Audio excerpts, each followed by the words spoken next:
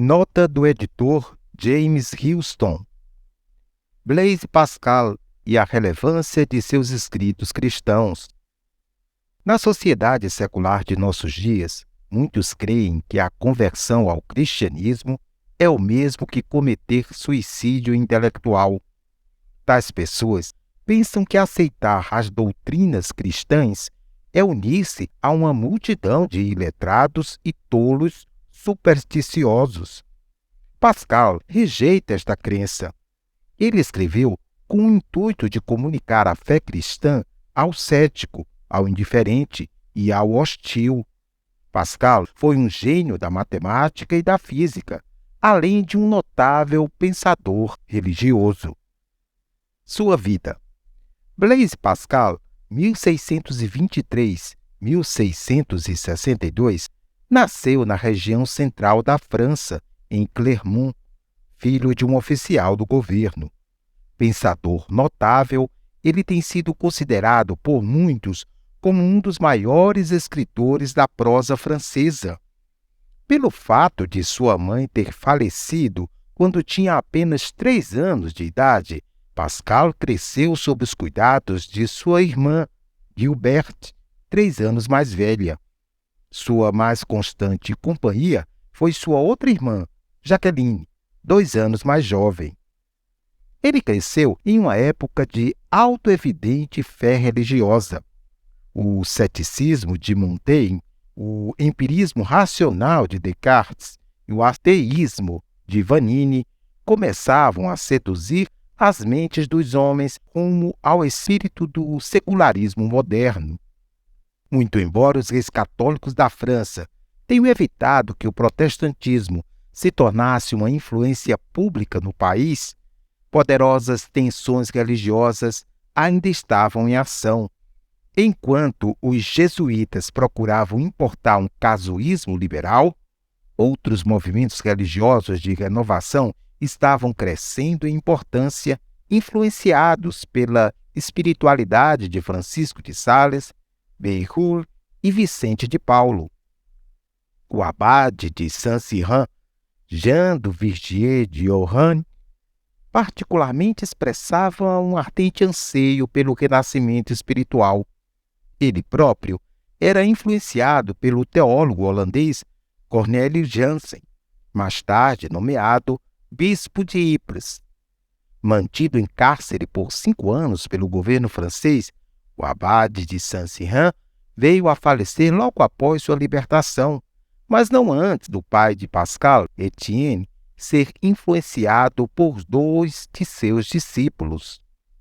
Quando Blaise completou 7 anos de idade, seu pai deixou o cargo governamental em Clermont e mudou-se para Paris.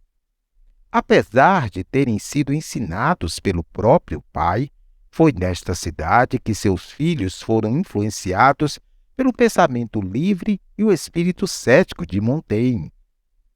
E foi lá também que eles foram expostos a uma vida moderna e mundana. Por um curto período de tempo, o pai de Blaise deixou Paris em exílio ao cair em desgraça com o cardeal Richelieu. Mais tarde, ele foi reintegrado e designado como comissário real para a cobrança de impostos na Normandia. Os estudos científicos fascinavam Blaise. Aos 16 anos, ele apresentou seu primeiro tratado matemático sobre as propriedades das seções de um cone. Aos 19, Blaise começou a trabalhar em uma máquina calculadora, designada para auxiliar seu pai na laboriosa tarefa de tributar e coletar impostos. Após alguns anos de desenvolvimento, ele colocou sua, entre aspas, máquina aritmética à venda, porém seu proibitivo preço evitou que fosse um sucesso financeiro. Após um acidente em 1646, o pai de Blaise, assistido por um padre que se tornara adepto do movimento de renovação jansenista, convenceu-se de que, abre aspas, a religião cristã nos obriga a viver somente para Deus e não ter outro objeto que não seja Ele. Fecha aspas. Nesse meio tempo, sua irmã Jaqueline anunciou seu chamado a uma vocação religiosa. Com todo esse interesse familiar pela religião, Blaise começou a estudar a Bíblia com seriedade, muito embora prosseguisse com seus experimentos científicos. Em 1646, ele reproduziu o conhecido experimento de Torricelli sobre a existência do vácuo e, mais tarde, realizou experimentos sobre a pressão do ar no cume do Puy de Dôme, a fim de demonstrar a diminuição da pressão atmosférica em função da altitude. Embora Jaqueline tenha sido dissuadida por seu pai da ideia de entrar para um convento, a ela foi dada permissão para visitas ocasionais ao convento de Port-Royal-des-Champs, localizado ao sul de Paris.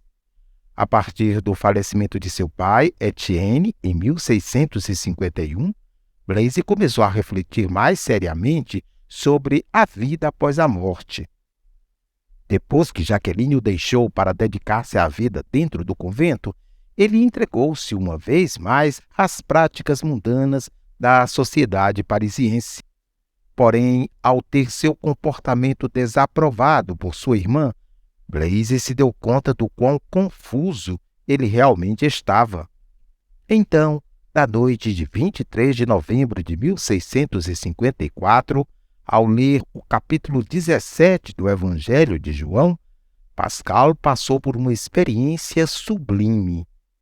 Misteriosamente, o vazio de sua vida pregressa foi preenchido com a presença do próprio Deus. Quando a experiência começou a esmaecer, ele rapidamente pegou papel e pena e a descreveu em, entre aspas, o memorial, reproduzido nessa obra. Ele fez uma cópia em pergaminho e a costurou no forro de seu casaco, prática que repetiu sempre que substituía suas roupas durante 8 anos até sua morte. No entanto, ele não contou a experiência ocorrida naquela noite a ninguém, nem mesmo a sua irmã Jaqueline.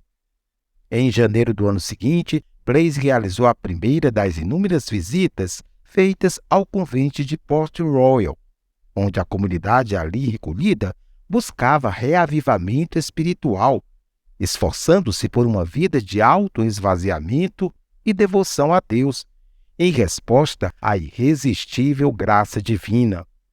Pascal lá encontrou uma vida tão moralmente rigorosa quanto a vida intelectualmente vigorosa que havia buscado até então. Por intermédio de seus contatos no convento, viu-se envolvido em uma controvérsia entre o confessor do rei, padre Anat, e o líder da comunidade jansenista, Antoine Arnauld. Arnauld divulgou 2 cartas em apoio a Jansen, cujo trabalho havia sido considerado herético por Roma em 1653. Após extensa discussão, a Faculdade de Teologia da Sorbonne censurou Arnauld em 1656. Este, então, decidiu levar seu caso à opinião pública francesa, solicitando auxílio a Pascal. Contando com o auxílio de 2 amigos que lhe forneciam menções e afirmações pertinentes, Pascal começou a escrever cartas anônimas, 18 das quais foram escritas entre janeiro de 1656 e março de 1657. Deste total, 5 foram reeditadas de forma resumida nesta antologia. Tais cartas foram recebidas com grande entusiasmo pelo público devido à grande lucidez que apresentavam, e como Voltaire afirmou, elas estabeleceram Pascal como o melhor escritor da prosa francesa, muito embora a verdadeira identidade do autor tenha permanecido em segredo até 1659. Nas missivas, Pascal atacava a base da casuística religiosa dos jesuítas, com sua frouxidão moral e restrições mentais conhecidas como, entre aspas, probabilismo. A posição jesuíta era realista quanto à natureza humana, porém totalmente ignorante quanto à graça de Deus. Tal questão foi atacada por Pascal de maneira brilhante. Em contraste, os jansenitas insistiam na abordagem da natureza radical da conversão, da necessidade de arrependimento diário pelos pecados e da irresistível graça de Jesus Cristo. Para Pascal, esta ênfase soava como verdade para a sua própria experiência de conversão e para a nova vida de graça. Em seus últimos anos de vida, Pascal começou a escrever textos relacionados à apologética cristã. Em 1657 e 1658, ele acumulou uma grande quantidade de notas planejadas com este propósito. Tais notas foram reunidas em 21 módulos ou liasses, que formaram as seções de sua obra, Pensées, Pensamentos. Porém, esse trabalho foi interrompido por inúmeras enfermidades que a miúde o acometeram ao longo de sua breve vida, a partir dos 24 anos. Seus últimos anos foram marcados por uma saúde extremamente debilitada, o que provavelmente o levou a compor, em 1660, sua Pray for the Good Use of Sickness, Oração para o Bom Uso da Enfermidade, que encerra a nossa antologia. Em 1661, um conflito mais sério eclodiu entre as autoridades e o convento de Port Royal, culminando com a dissolução da comunidade e a morte de sua irmã, Jacqueline. No ano seguinte, 1662, em 19 de agosto, Pascal veio a falecer.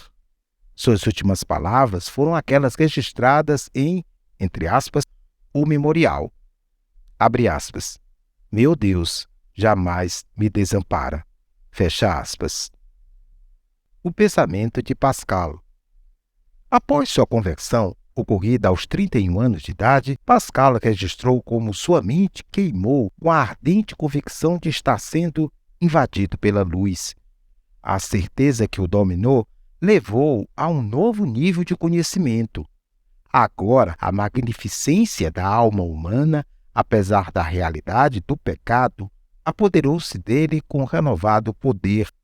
Durante muitos anos, ele examinou Deus meramente como uma série de conceitos, mas agora estava na presença do próprio Deus e de sua realidade, o mesmo Deus que havia aparecido a Abraão, Isaque e Jacó.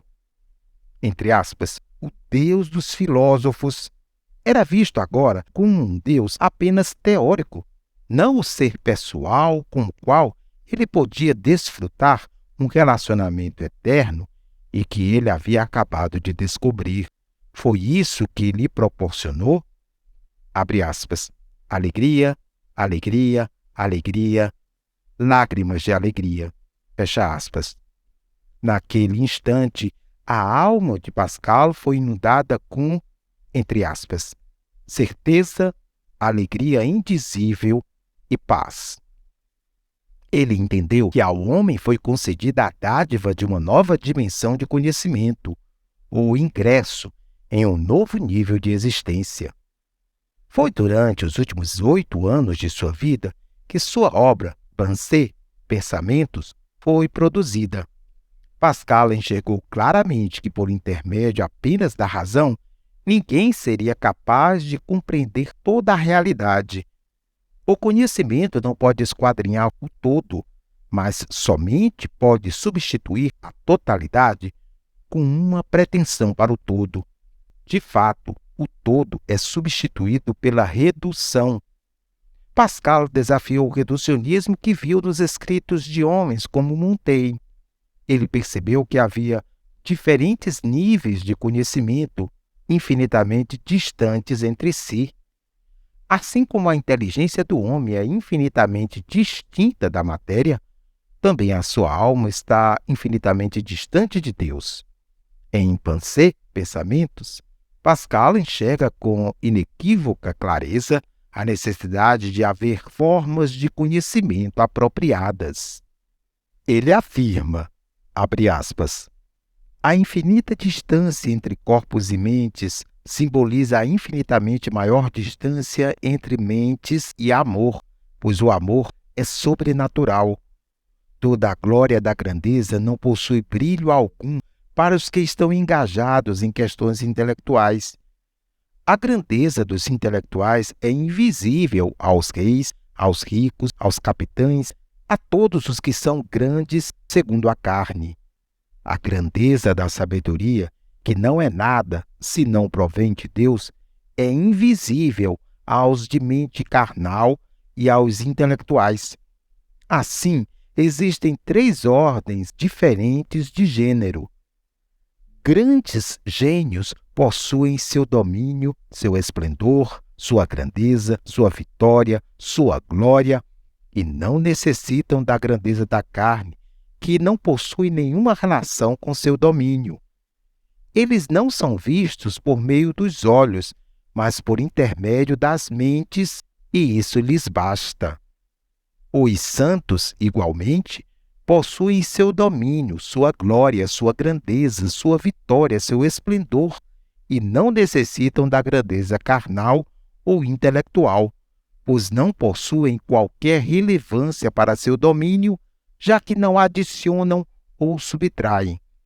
Eles são vistos por Deus e pelos anjos, não pelos corpos ou mentes curiosas. Deus lhes é suficiente. Fecha aspas. Se é assim, então o fato de Jesus Cristo ter vindo a este mundo sem riquezas e honra, possuindo sua própria glória e santidade, significa que não deveríamos tropeçar em sua humildade e paciência, pois ele não reinou em esplendor no sentido sensual. Tampouco desenvolveu invenções intelectuais. Se a vida de Cristo foi marcada por tamanha distinção, por que então sermos escandalizados por sua humildade? Pois a ordem moral é totalmente distinta dos níveis carnais ou intelectuais da humanidade. Sendo tão diferentes em termos qualitativos, cada qual deve continuar a ter a sua forma apropriada de conhecimento.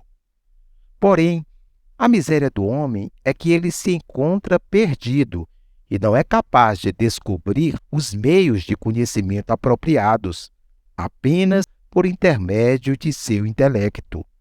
De fato, Pascal sentiu-se surpreso ao perceber quão poucos, em sua época, realmente estavam investigando a natureza humana. Talvez isso tenha ocorrido quando ele percebeu que o homem estava aprisionado em uma tensão dialética, entre aspas, um ser pensante, cuja nobreza jaz em seu intelecto e por isso mesmo a sua busca pela verdade era fútil.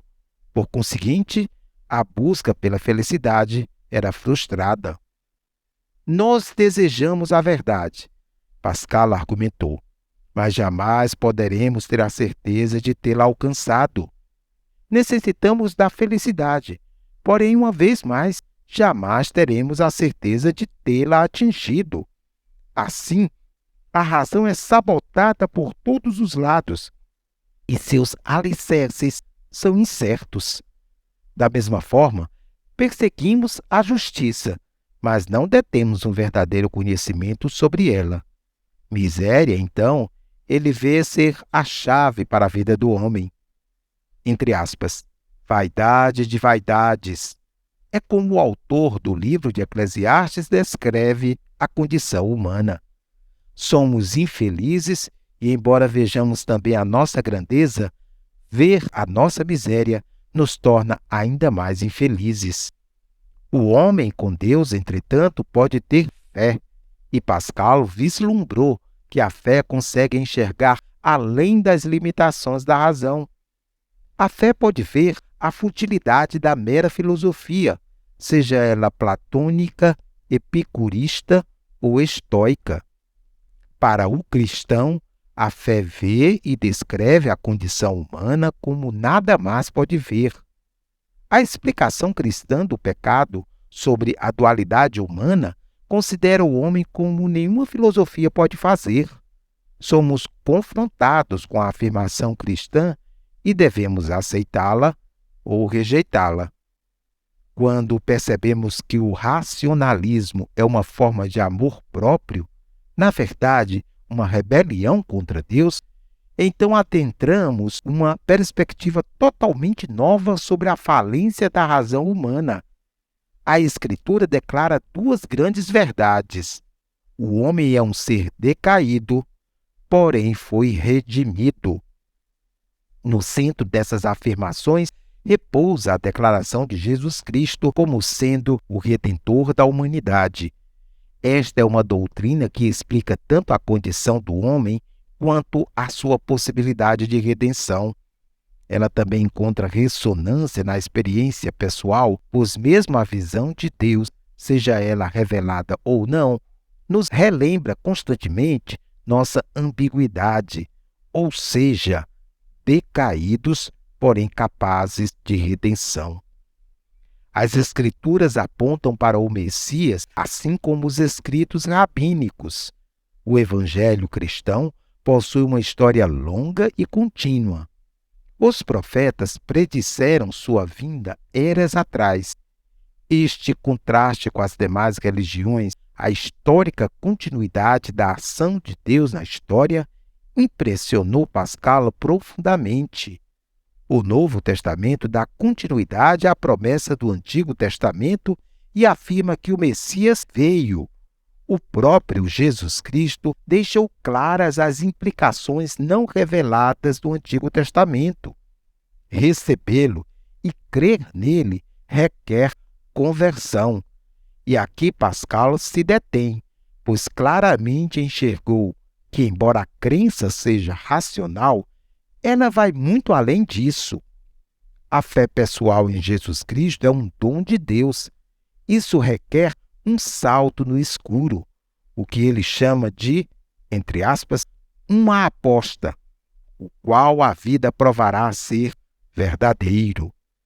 Após aceitar a fé com nossas mentes, devemos então dar o passo final de submetermos a nossa vontade a Deus e nos disciplinarmos para desenvolver novos hábitos. Esperamos e dependemos da graça divina para isso.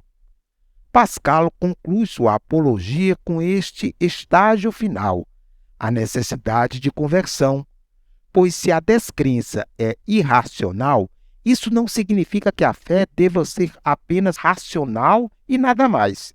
Se nossa vontade e imaginação fossem direcionadas a Deus, deveríamos ver as coisas de maneira diferente da visão dos racionalistas, que nunca sobrepujaram a vontade própria. A razão pode pavimentar o caminho, porém, cedo ou tarde, cada indivíduo irá encarar o fato da cruz. Dar este salto em direção à fé é um dom de Deus. Caso contrário, nos auto-justificaríamos apenas com a nossa própria aceitação intelectual da fé. Portanto, é aqui que devemos, humildemente, aceitar e responder à graça de Deus. A edição de Pensées, Pensamentos, de Pascal. Pascal colocou seus pensamentos no papel da maneira como brotavam em sua mente, deixando sua organização para mais tarde. Assim, quando faleceu em 1662, seus testamenteiros encontraram milhares de fragmentos, como mais tarde seu sobrinho registrou, abre aspas, sem qualquer ordem e nenhuma progressão de pensamento, fecha aspas. Embora Pascal conhecesse os trabalhos de outros apologistas cristãos, notadamente Agostinho, a quem se considerava particularmente devedor. Pascal também escreveu como um apologista e, de fato, ele nos pede que julguemos sua apologia não em função de seu pensamento original, mas devido ao novo caminho no qual seus pensamentos deviam ser ordenados, algo que sua morte prematura não lhe permitiu completar. Procurei nesta antologia tanto selecionar quanto rearranjar o material de sua obra, Pensées, Pensamentos, de forma a reconstruir a apologia ao longo das linhas indicadas pelo próprio Pascal. Eu me sinto em débito com muitos estudiosos que têm arguído sobre a organização de Pascal, em especial Lafuma e Antoine Pug, os quais reorganizaram esta obra de acordo com 2 manuscritos do século XVII. A publicação original de 1670 não se ateve a reconstruir a apologia com base nas linhas indicadas por Pascal. Os editores dos séculos XVIII e XIX não se preocuparam em discernir uma ordem mais próxima daquela intencionada por Pascal. Na última geração, evidências têm demonstrado que o próprio Pascal preencheu e dividiu seus escritos em 21 módulos ou liasses. Os numerais arábicos, localizados à esquerda do texto, são referências à lista de nossa própria seleção da obra de Pascal. Uma vez que há inúmeras edições e sequências de vários editores, os números encontrados à direita da página representam 2 dos editores mais importantes, nominalmente Louis Lafuma, em sua edição de 1962, exibida no lado esquerdo do parêntese, e a edição mais antiga, de Brunswick, de 1904, à direita. O sofrimento de Pascal. Cremos ser apropriado concluir esta antologia com a oração de Pascal, pedindo a Deus que use sua enfermidade como bênção. A luta esteve presente em toda a sua vida. Primeiro, lutou contra a violência de sua própria vida interior. Esta é a razão pela qual foi, no princípio, atraído pela atitude estoica de Montaigne e seus predecessores. Ele também precisou lutar contra o espírito do mundo e suas atraentes seduções para um ambicioso intelectual como ele. Além disso, ele combateu o forte traço individualista de ser um Pascal, de simultaneamente amar e questionar sua irmã caçula Jaqueline. A necessidade de abandonar e abrir mão do próprio eu calou fundo no íntimo de Pascal. Como todo devoto de Cristo deve aprender, mais cedo ou mais tarde, Pascal precisou compreender que o significado da vida não repousa em nós mesmos, mas somente em Cristo. Crescer em humildade é imprescindível para crescer em Cristo. Jaqueline disse a respeito de seu irmão, abre aspas, eu o vi crescer pouco a pouco até não conhecê-lo mais, fecha aspas. Este é o efeito da conversão ao Evangelho de Jesus Cristo. Abre aspas, submissão total a Jesus Cristo e ao meu diretor, fecha aspas. Era uma nova condição de alma para Pascal, porém ele a aceitou.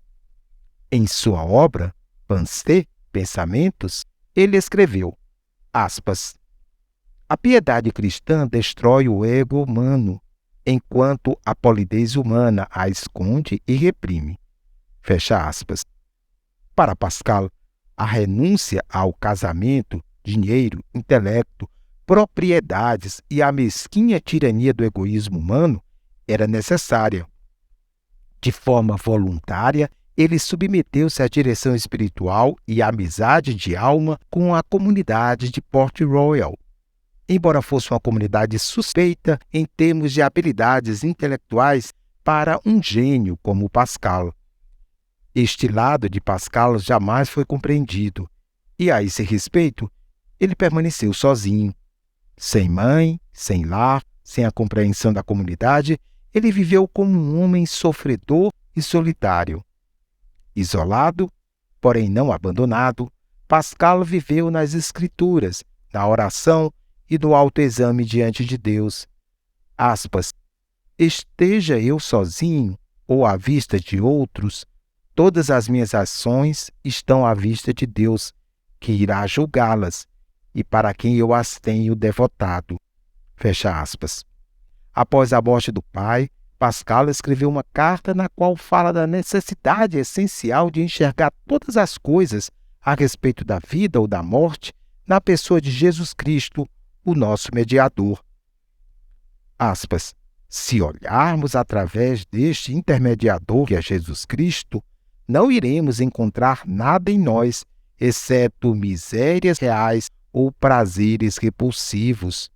Porém, se considerarmos todas as coisas em Jesus Cristo, descobriremos que tudo é consolação, satisfação e edificação. Vamos então ver a morte em Jesus Cristo, não sem Ele. A morte sem Jesus Cristo é terrível e repugnante. É o terror do que é natural. Em Jesus, a morte é totalmente diferente. Ela é afável e santa, a alegria do crente. Todas as coisas, até a própria morte, são uma doce redenção em Cristo. Foi para isso que sofreu. Ele morreu para santificar a morte e o sofrimento em nosso favor. Fecha aspas. Mais tarde, provavelmente em 1660, ao passar por um período de convalescência de seus periódicos embates com as doenças, Pascal orou dizendo que deveria, entre aspas, sofrer como um cristão. Com esta afirmação, ele quis dizer que não seria eximido da dor, nem seria abandonado sem as consolações do Espírito de Deus. Abre aspas. Oh, que eu jamais sinta dor sem o conforto, mas que eu sinta dor e consolação em conjunto. Enfermo como me encontro, possa eu glorificar-te em meus sofrimentos. Fecha aspas. Pascal desejava apenas ser preenchido com a glória que Cristo havia adquirido com seus sofrimentos e na qual ele continua hoje, aspas, a viver com o Pai e o Espírito Santo para todo sempre. Fecha aspas. Os 6 últimos meses da vida de Pascal foram marcados por intenso sofrimento físico. Ele vendeu tudo, até mesmo seus livros, exceto sua Bíblia, os trabalhos de Agostinho e uns poucos livros de sua estima. Ele viveu profundamente nas Escrituras, especialmente no Salmo 119, que o transportava em êxtase para além de si mesmo. Ele desejou ser levado para morrer em um albergue ao lado dos moribundos e ansiou também celebrar a Eucaristia, mas seus pedidos lhe foram negados. Em seus momentos derradeiros, ele recebeu a Eucaristia e, após 24 horas de extremo sofrimento, Pascal faleceu na noite de 19 de agosto de 1662. Talvez outras palavras não expressem tão eloquentemente o propósito de seus escritos como estas, aspas, o coração tem razões que a própria razão desconhece, fecha aspas, como ele explica em outro lugar, aspas, a compreensão possui um método próprio através de princípios e demonstrações. O coração possui um método totalmente diferente. Não provamos a nós mesmos discernir o amor através da descrição sistemática das causas do amor. Na realidade, isso seria ridículo. Jesus Cristo e o apóstolo Paulo utilizaram com muito mais frequência este método do coração, que é mais do amor que da compreensão, porque o principal propósito deles não foi tanto o de informar, mas o de inflamar. Agostinho fez o mesmo. Fecha aspas.